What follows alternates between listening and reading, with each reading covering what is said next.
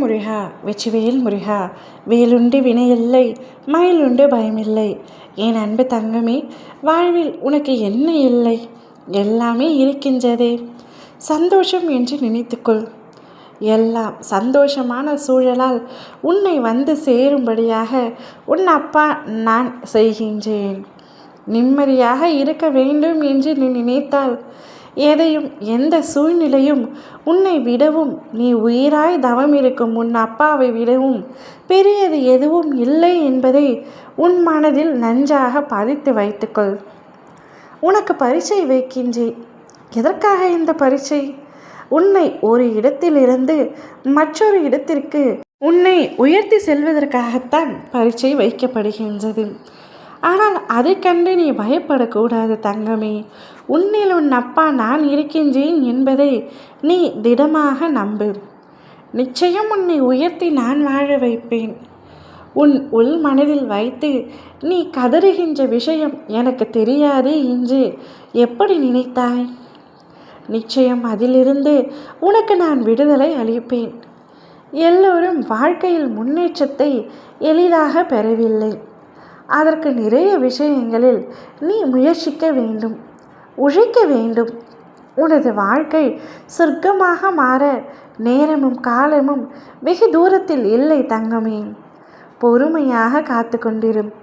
உனக்கானது நிச்சயமாக உன்னை வந்து சேரும், உன்னை தேடி வரும். மாறாத நம்பிக்கை, நீடித்த பொறுமை, உண்மையான நேர்மையான பணிவான செயல்பாடுகள் உன் லட்சியத்தை அடைய செய்ய வழிவகுக்கும். நான் இருக்கின்றேன். எப்பொழுதும் நான் உனக்காக இருப்பேன். உன்னுடைய இந்த நிலைமை கூடிய விரைவில் மாறப்போகின்றது.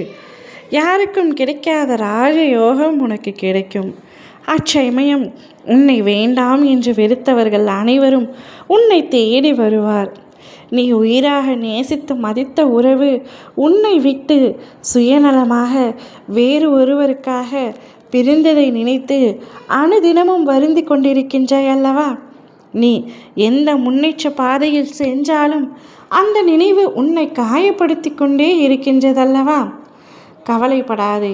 பிரிந்த உறவு சிறிது காலம் கடந்த பிறகு உன் அருமையை புரிந்து கொண்டு உன்னுடைய காலில் வந்து விழும். ஆனால் அந்த உறவை ஏற்றுக்கொள் என்று உன் அப்பா நான் சொல்ல மாட்டேன். ஏனென்றால் அந்த உறவினால் நீ பட்ட காயங்கள் கொஞ்ச நஞ்சமல்ல, அதீத காயத்தை பட்டுவிட்டாய். அதனால் அந்த உறவை நீ ஏற்றுக்கொண்டுதான் ஆக வேண்டும் என்று நான் கூறவே மாட்டேன். அதன் முடிவு உன்னுடைய கையில்தான். ஆனால் அந்த ஒருவர் நிச்சயமாக உன்னை தேடி வரத்தான் போகின்றார். வந்து உன்னிடம் மன்னிப்பு கேட்கத்தான் போகின்றார். தான் செய்தது தவறு என்று எண்ணி உன்னுடைய காலில் விழத்தான் போகின்றாய். இவர் அனைத்தும் நடக்கத்தான் போகின்றது. என் பிள்ளையான நீ என்ன முடிவு எடுக்கின்றாய் என்பதை இப்பொழுதே தீர்மானித்து வைத்துக்கொள். ஓம் முருகா.